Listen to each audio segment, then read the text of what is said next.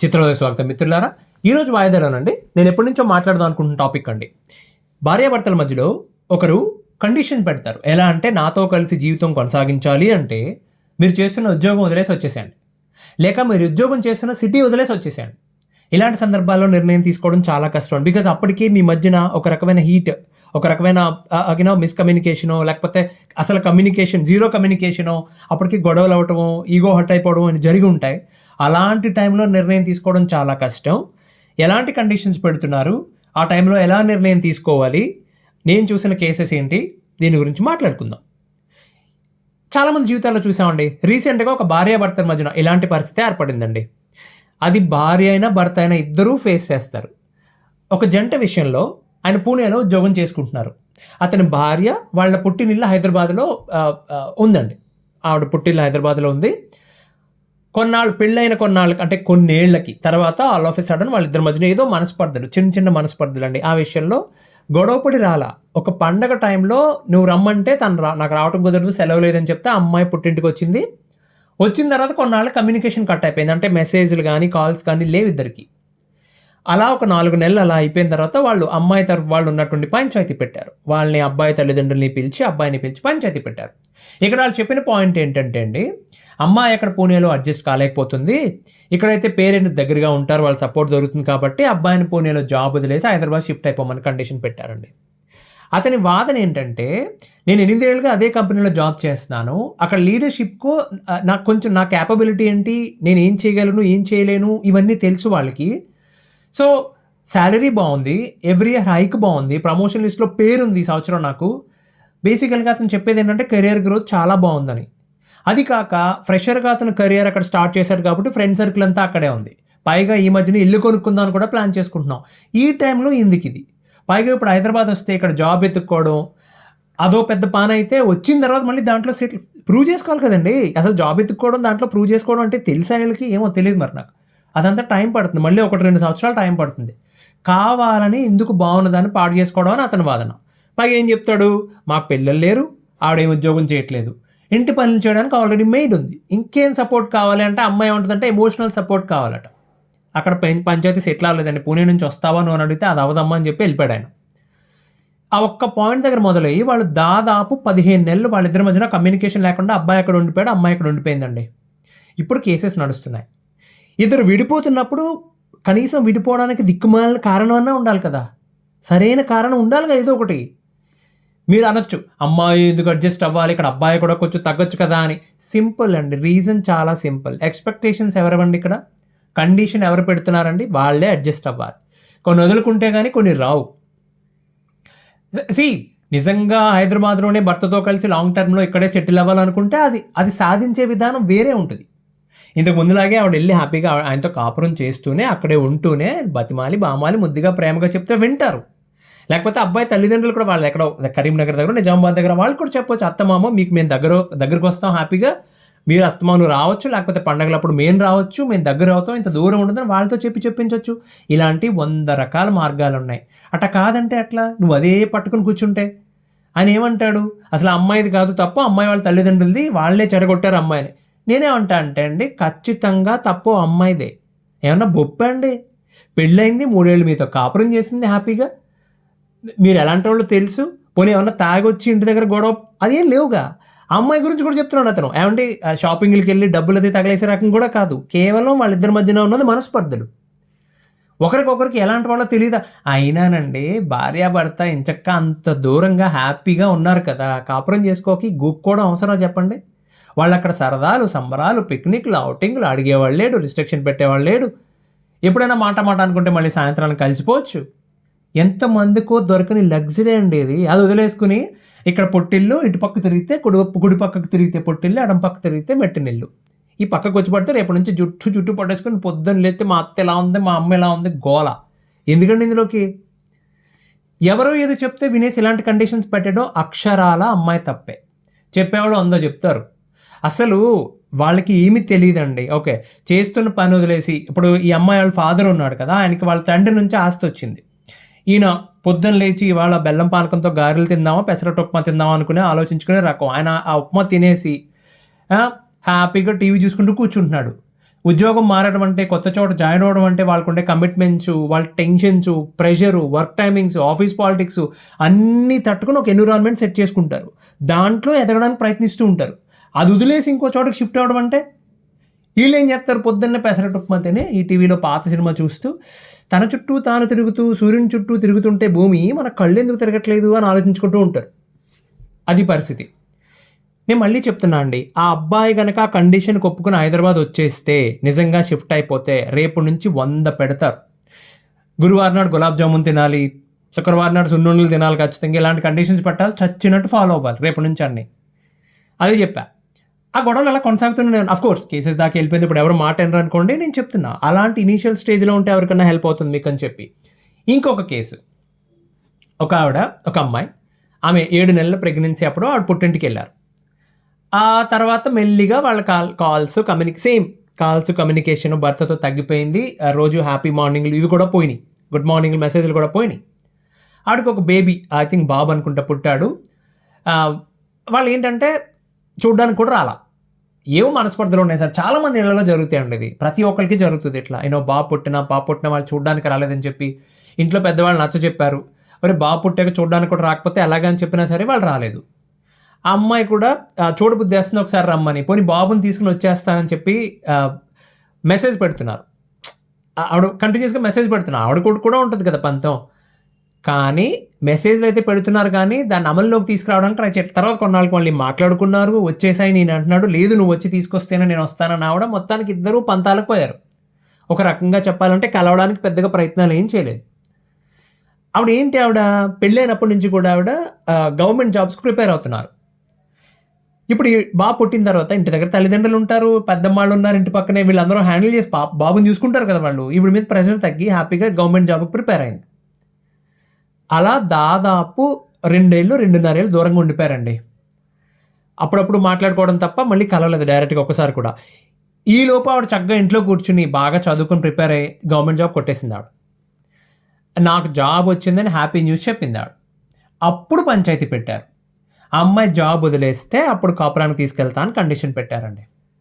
Government job కదండి, వదిలేసి బాబుని తీసుకొని కాపురానికి వచ్చేయాలట. అలా అయితేనే వాళ్ళు తీసుకెళ్తారట. ఇప్పుడు ఏం చేయాలి? ఉద్యోగం వదులుకోవాలా, కాపురం వదులుకోవాలా? మీరు చెప్పండి, ఏం చేయాలి ఇప్పుడు మనకి ఇప్పుడంటే ఇలా తగలడింది కదండి తెలుగు సినిమాలు. అంటే తగలబడ్డం ఇన్ ద సెన్స్ ఒక మంచి సినిమా చూసామన్న భావనే కలగట్లేదు ఎక్కడో అప్పుడప్పుడు తప్ప. ఒకప్పుడు జనాలకు ఉపయోగపడే సినిమాలు తీసేవారండి. పాత కాలంలో అంటే 1985లో ఈ కాలం దంపతులు ఒక సినిమా ఉంటుంది. చాలా విచిత్రమైన పాయింట్ అసలు. నేను చూసినప్పుడు ఆశ్చర్యపోయాను. సత్యనారాయణ, జమున ఇద్దరు హీరో హీరోయిన్స్ ఆ సినిమాకి, భార్యాభర్తలు. ఆమె ఇద్దరు సేమ్ చదువుకుంటారు, బట్ ఆవిడ సక్సెస్ అవుతుంది, ఈయన సక్సెస్ కాలేడు. ఈయనకి కూడా ఆమె జాబ్ ఇప్పిస్తుంది. చాలా విచిత్రమైన విషయం ఉండదు, భలే ఉంటుంది అసలు.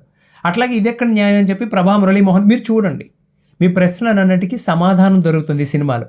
అంత సింపుల్గా రాసినవి కాదు ఇది. నాకు తెలిసి నిజ జీవితాల్లోంచి ఇన్స్పైర్ అయ్యి రాసిన కథలు అవన్నీ. ఈ కేసును తీసుకోండి, ఆవిడ ట్రై చేస్తున్నారు. ఆవిడ ఏంటి కన్ఫ్యూజన్లో ఉన్నారు, నా భర్తతో కాపురం కావాలి కానీ ఈ ఉద్యోగం వదులుకోవడం తప్ప వేరే మార్గం లేదా, ఇదే ఆవిడ క్వశ్చన్. ఓకే, ఉన్నది ఉన్నట్టు కరెక్ట్గా మాట్లాడుకుంటే, అంటే వాళ్ళ సర్కమ్స్టెన్సెస్ని బట్టి అర్థమైన విషయం ఏంటంటే, ఆయనతో డైరెక్ట్గా కలిసి ఫేస్ టు ఫేస్ కలిసి మాట్లాడుకోవడం ఉత్తమమైన పని. ఇన్నాళ్ళు దాదాపు 2.5 ఏళ్ల పాటు కమ్యూనికేషన్ గ్యాప్ వచ్చేసిన తర్వాత ఇప్పుడు సడన్గా ఇలాంటి కండిషన్ పెడుతున్నారంటే ఎక్కడో చిన్న అనుమానం. ఏంటంటే వచ్చింది గవర్నమెంట్ జాబ్, అది కూడా మంచి జాబ్. ఆవిడ ఖచ్చితంగా అది వదులుకోదు కాబట్టి కాపురం వదులుకుంటుంది, కాబట్టి విడాకులు వచ్చేస్తాయి అని ఆలోచిస్తూ ఉండొచ్చేమో, తెలియదు. వాళ్ళిద్దరి మధ్యన ఏం జరిగిందో మనకు తెలియదు కదా, వాళ్ళకే కరెక్ట్గా తెలుస్తుంది. వాళ్ళు ఓపెన్గా ఒకరితో ఒకరు మాట్లాడుకుంటే తప్ప వాళ్ళ మనసులో ఏముందో తెలియదు. ఓకే, ఆవిడికి మాత్రం ఖచ్చితంగా చెప్పాల్సిన విషయం ఏంటంటే అండి, మీరు ఉద్యోగం వదులుకోవాలా లేదా అనేది మీ ఆర్థిక పరిస్థితి మీద ఆధారపడి ఉంటుంది. మీకు ఆస్తులు ఏమైనా ఉన్నాయా? పోనీ మీ పుట్టింటి వాళ్ళు పెట్టిన మంచి స్త్రీధనం ఏమైనా ఉందా? అంటే నగలు, డబ్బు కానీ, ల్యాండ్ కానీ ఏమైనా ఉందా మీ పేరు మీద? నేనేమంటా అంటే 2 ఏళ్ల తర్వాత మళ్ళీ ఇదే పరిస్థితి వస్తే మీరు గాల్లో నిలబడే పరిస్థితి కాకుండా ప్రశాంతంగా మిమ్మల్ని మీరు పోషించుకోగలిగిన పరిస్థితుల్లో ఉన్నారా? నెల ఎంతో కొంత ఆదాయం, కనీసం సంవత్సరానికి ఇంత ఆదాయం వస్తుందా? కౌలు రూపంలోనో ఇంకే రూపంలోనో డబ్బులు వస్తాయి మీకు? మరి ఇవన్నీ ఆలోచించుకోవాలి కదండి. ఇప్పుడు ఈ కేసులో స్పెసిఫిక్గా అమ్మాయి సైడ్ కానీ అబ్బాయి సైడ్ కానీ దొరబెట్టి లెవెల్ లేరు, అందరూ మధ్యతరగతి వాళ్ళు. ఆవిడేమో భర్త కావాలంటున్నారు, కానీ వాళ్ళ ఉద్దేశం ఏంటో తెలియదు కదా. రేపు ఆవిడ తీరా ఉద్యోగం వదిలేసి అత్తగారింటి కాపురానికి వెళ్ళాక అక్కడ మళ్ళీ గొడవలు మొదలవని గ్యారంటీ ఏంటండి? వెళ్ళొచ్చు. ఎప్పుడు భర్త అర్థం చేసుకునే పరిస్థితిలో ఉండి ఇద్దరు ఒక మాట మీదకి వచ్చి ముందు అసలు వేరే కాపురం పెట్టమని అడగాలి. ఉద్యోగంలో జాయిన్ అయ్యి ఒక గొడవ ఏంటి వాళ్ళకి కాన్ఫ్లిక్ట్స్ అవి కదా. అది వదిలేసి నువ్వు గవర్నమెంట్ జాబ్ వదిలే అంటే ఒక 6 నెలలు పని చేసి అప్పుడు కావాలంటే సెలవు పెట్టి వెళ్ళండి, అక్కడ ఉండండి, పోనీ ఆ ఊరికి ట్రాన్స్ఫర్ చేయించుకోండి. ఇలాంటివి చెప్పడం తప్ప ఎవ్వరు ఏ గ్యారంటీలు ఇవ్వలేరు, మీకే తెలియాలి. ఓకే, అసలు ఒక ఫ్యామిలీకి 4 ఉన్న ఫ్యామిలీకి మీరు వెళ్ళి నెలకు సరిపడా ఫ్రూట్స్కి గ్రోసరీస్కి ఎంత అవుతుందండి? ఎంతెంత ఖర్చులు ఉన్నాయండి. అసలు ఇంత ఖర్చులు పెరిగిపోతే ఆవిడకి హ్యాపీగా చక్కగా గవర్నమెంట్ జాబ్ కొడితే ఆవిడ లగ్జరీ కదా, వాళ్ళు ఎంజాయ్ చేయొచ్చు కదా. కొడుకు కోడలు బాగా సెటిల్ అయితే మొదట ప్రశాంతంగా ఉండేది అత్తమామే, వాళ్ళే హ్యాపీగా ఉంటారు. అది తెలిసి కూడా కండిషన్ పెడుతున్నారు. పోనీ వాళ్ళు ఏమన్నా హైలీ వెల్ సెటిల్డ్ అంటే కాదు. నాకేం అర్థం కాలే అది అసలు. బాగా ఆలోచించుకొని నిర్ణయం తీసుకోండి. మీ ఆయనకి బుజ్జగించి చెప్పండి, ఈ రోజుతో పోయేది కాదు, రిటైర్ అయ్యాక కూడా బెనిఫిట్స్ వస్తూనే ఉంటాయి. పిల్లలు ఏదో ఉన్నంతలో వాళ్ళని చదివించి వదిలేస్తే వాళ్ళ తంటాలు వాళ్ళే పడతారు. రేపు పెద్ద అయ్యాక వాళ్ళ మీద ఆధారపడిన పరిస్థితి రాదు మీకు. భార్యాభర్తలు ఇద్దరు ఏదో కష్టపడి ఏదో పని చేసుకుంటే మిగతా వాళ్ళకంటే కొంచెం బెటర్గా బ్రతకొచ్చండి. మీకు వీలైనంత వరకు మంచిగా చెప్పండి, బ్రతిమాలండి. కాపురం కావాలన్న వాళ్ళకి ఓకే, నేను ఇవన్నీ చెప్తుంది నాకు కాపురం కావాలి, కుదురుగా కాపురం కాకపోతే అనుకున్న వాళ్ళకి ఏం చెప్పినా మనం చెప్పాల్సిన పని లేదు, దానికి చెప్పాల్సిన చాలా మంది ఉన్నారు. ఓకే సరేనండి, మీరు చాలా నచ్చ చెప్పారు, ఎంతో నచ్చ చెప్పారు. ఏం చెప్పినా అవతల పక్క వాళ్ళు వినట్లేదు. నువ్వు జాబ్ వదిలేసి వస్తేనే కాపురానికి తీసుకెళ్తా అని చెప్తున్నారు అనుకోండి, మీరు చాలా క్లియర్గా చెప్పండి, నేను జాబ్ వదిలి రాను, ఇష్టం అయితే రా. ఇలా కాకుండా చాలా క్లియర్గా చెప్పండి, మీరంటే చాలా ఇష్టం, మీతో కలిసి జీవితం పంచుకోవడానికి ఎదురు చూస్తూ ఉంటాను, నేను మీ నిర్ణయం కోసం ఎదురు చూస్తూ ఉంటాను అని చెప్పి మౌనంగా మీ ఉద్యోగం మీరు చేసుకోండి. వచ్చిన అవకాశాన్ని మాత్రం వదిలేసుకోవద్దు, చాలా రేర్ ఆపర్చునిటీ. ఓకే, ఇవాళ రేపట్లో నాకు చాలామంది తెలుసండి, గవర్నమెంట్లోకి వెళ్ళి ఫస్ట్లో కొంచెం ఇబ్బంది పడతారు. కొత్తలో ఆ పద్ధతులు ఆ ప్రాసెస్లు అవన్నీ అర్థం కావడానికి. గవర్నమెంట్లో జాబ్ చేయడం వేరు, ప్రైవేట్ కంపెనీలో జాబ్ చేయడం వేరు. ఆడవాళ్ళకి చాలా సెక్యూర్గా హ్యాపీగా రిటైర్ అవుతారు వాళ్ళు. ఓకే, సో కాబట్టి అవకాశం వదులుకోద్దని చెప్తాను, నేనైతే చెప్తా. బాగా ఆర్థికంగా స్థిరపడిన కుటుంబాలు అయితే పర్లేదండి, మధ్యతరగతి వాళ్ళు ఎందుకు వదులుకోవాలండి ఇలాంటి అవకాశం దిక్కుమాల పనుల కోసం? మీ భర్త కోసమో లేక మీ భార్య కోసమో అన్నీ వదులుకొని వచ్చేస్తా అని మీకు ఉండాలి. మీకు అనిపించింది అనుకోండి, వండర్ఫుల్. అలా కాకుండా నా కోసం నువ్వు అన్నీ వదిలేసి వచ్చాయని అవతల పక్కల కండిషన్ పెడుతున్నారు అనుకోండి, కొంచెం ఆలోచించుకోవాల్సిందే. సో ఈ కండిషన్స్ ఎవరు కన్వే చేయాలండి? ఇదొక పాయింట్ అండి. ఈ కండిషన్స్ ఎవరు కన్వే చేయాలి? చాలా ముఖ్యమైన విషయం. ఇలాంటి కండిషన్స్ చెప్తున్నప్పుడు అండి, నువ్వు ఉద్యోగం వదిలేసి వచ్చాయి, లేకపోతే ఉన్న సిటీ వదిలేసి వచ్చాయని చెప్పి భార్యాభర్తల మధ్య డైరెక్ట్ కాన్వర్జేషన్ జరిగితే పర్లేదండి. మధ్యలో మళ్ళీ ఎవరైనా దూరం మాట చెప్పారనుకోండి, అవతల వాళ్ళు గేర్లేకపోతారు అసలు. ఇప్పుడు ఒక చోట చూశాను నేను, ఒక ఆయన అంటాడు, మా అమ్మాయిని షూ కేసులో బొమ్మలా చూసుకోవాలి అంటే, ఆ కుర్రాడు ఏమన్నాడు, డీప్ ఫ్రిడ్జ్లో అరటిపండ్లో చూసుకుంటాడని అన్నాడు. అంటే వెటకారం అన్నాడు. ఇప్పుడు మా ఆవిడకి మధ్యలో నువ్వెవడురా అన్న ఫీలింగ్ అది, అంతే కదా. అలాగే అబ్బాయి సైడ్ ఎవరో వచ్చి, ఏంటమ్మా రోజంతా టీవీ ఫోన్ చూస్తూ గడిపేస్తావట, ఇంట్లో పని పట్టించుకోవట, ఇలాంటివి బయట వాళ్ళు అంటూ ఉంటే పైకి ఏ రెస్పాన్స్ లేకుండా మౌనంగా తలంచుకుని కూర్చుని నా అమ్మాయి మనసులో ఏముంటుందండి భావన? నన్ను కన్న నా తండ్రి, నాకన్నా ముందు పుట్టిన నా అన్న, నాకు తాళి కట్టిన నా భర్తే నా ముందు గట్టిగా మాట్లాడడానికి భయపడతారు, నువ్వెవడో గొట్టం. నేను చేసిన మైసూర్ పాక్ ఎలా ఉంటుందో తెలుసా? మొక్కల మధ్యన వేసి తగలెట్టేస్తా వెదవా అనిపిస్తుంది మనసులో ఆవిడకి. ఆవిడ మనసులో భావన, పైకి చెప్పదు ఆవిడ. కానీ అంతే కదా, మీ మధ్యలో ఎవరో వచ్చి ఇప్పుడు నీ మీద పైగా కంప్లైంట్ ఇస్తూ ఈ కండిషన్కి ఒప్పుకో అంటే ఎందుకు ఒప్పుకుంటారు? రైట్? అది ఎప్పుడు భార్యాభర్త మధ్య మాత్రమే జరగాలి ఆ కండిషన్ పెట్టుకోవడం అనేది. ఫైనల్గా చెప్పేది ఏంటంటే, ఇద్దరిలో ఎవరైనా సరే ఇలాంటి నిర్ణయం తీసుకోవాల్సి వచ్చినప్పుడు మీరు గుర్తుపెట్టుకోవాల్సిన పాయింట్ ఒకటే. ఒకసారి ఆలోచించుకోండి ఒంటరిగా కూర్చుని. నేను ఎప్పుడు చెప్పేది, పెన్ను పేపరు పెట్టుకుని. ఓకే, మీరు అవతల వాళ్ళు పెట్టిన కండిషన్ ఒప్పుకోవాలనుకుంటూ ఉంటే దాని పరిణామాలు తట్టుకోవడానికి సిద్ధంగా ఉండాలి మీరు. అంటే అండి, మీరు కండిషన్ ఒప్పుకున్నారు, తిరిగి కాపురానికి వెళ్ళారు, చేస్తున్న సిటీ వదిలేశారో ఉద్యోగం వదిలేశారో కాపురానికి వెళ్ళారు, భర్త అయినా భార్య అయినా. మొదటి వీకెండ్ సినిమాకి వెళ్ళారు, సెకండ్ వీకెండ్ అవుటింగ్కి వెళ్ళారు, మూడో వారాంతం వచ్చేసరికి మళ్ళీ మాట అనుకుని సైలెంట్ అయిపోయారు, ఒకరితో ఒకరు మాట్లాడలేవు, మళ్ళీ గ్రౌండ్ జీరోకి వచ్చేసిన సిచ్యువేషన్. అప్పుడు మీకు ఏమనిపించకూడదు, దీనికోసమా నేను చేస్తున్న పని వదిలేసి వచ్చాను, దీనికోసమా సిటీ వదిలేసి వచ్చాను, మిమ్మల్ని మీరు నిర్ణయించుకునే పరిస్థితి రాకూడదు. మీరు వచ్చింది వాళ్ళ కోసం కాదు, వాళ్ళ కండిషన్ పెట్టారు, కండిషన్ ఒప్పుకుంది మీరే, కాబట్టి బాధ్యత మీదే. ఏదైనా సరే తట్టుకోవడానికి సిద్ధంగా ఉంటే ఆ పని చేయండి. ఓకే, ఇంకా ఆప్షన్స్ ఎత్తుక్కోండి. ఇలాంటి పరిస్థితి వచ్చినప్పుడు నార్మల్గా ఆప్షన్స్ ఎత్తుక్కుంటారు, అంటే మధ్యస్థంగా. సరే ఒక పని చేద్దాం, ఇప్పటికిప్పుడు ఉద్యోగం వదలలేను, ట్రాన్స్ఫర్ చేయించుకుంటా, కొన్నాళ్ళు చూద్దాం, ఒక 6 నెలలు చూద్దాం, మన వల్ల అవ్వట్లేదు, అప్పుడు అదే పని చేద్దాం. లేకపోతే లాంగ్ లీవ్ తీసుకుని వస్తా, ఒక 6 నెలలు చూద్దాం. లేకపోతే వర్క్ ఫ్రమ్ హోమ్ చేయండి, మీరు అక్కడ నుంచి ఇమ్మీడియట్గా షిఫ్ట్ అవ్వద్దు, కొన్నాళ్ళు వర్క్ ఫ్రమ్ హోమ్ చేయండి, ఎలా ఉందో చూద్దాం హైదరాబాద్ అని అనొచ్చు కదా. అవి ఏమీ లేవు. మీరు ఇలాంటి కండిషన్స్ పెట్టినప్పుడు మధ్యస్థంగా మాట్లాడారనుకోండి, అవతల పక్కల రియల్ ఇంటెన్షన్స్ ఏంటనే బయటపడిపోతాయి. నిజంగా మీతో జీవితం గడపాలి అనుకుంటే మీరు ఒక మెట్టు దిగినప్పుడు వాళ్ళు కూడా ఒక మెట్టు దిగుతారు. వాళ్ళు దిగట్లేదు అంటే వాళ్ళ లోపల, మనసు లోపల ఇంకేదో ఉన్నట్టు అర్థం. మీ పరిస్థితిని బట్టి మీకు నేను చెప్పింది తప్పో ఒప్పో ఉండొచ్చండి, కానీ నేను చూసిన కేసెస్ని బట్టి చెప్తున్నాను. అద్భుతమైన అవకాశాలు ఎదురుగా నిలబడినప్పుడు కాపురాలు వదులుకోమని ఎవ్వరూ చెప్పరు, కానీ మధ్యస్థంగా వెళ్ళాలి, కొన్నాళ్ళు ప్రయత్నించాలి, ఇద్దరూ కొద్ది కొద్దిగా తగ్గాలి. రైట్, దానికోసం దీనికోసం అదే వదులుకోవాలి. కండిషన్స్తో కాపురాలు నిలబడవండి, ఆ విషయం గుర్తుపెట్టుకోండి. అడ్జస్ట్మెంట్స్తో మాత్రమే నిలబడతాయి. ఇంకో వాయిదాలో మళ్ళీ కలుద్దాం. అంతవరకు సెలవు, ధన్యవాదాలు.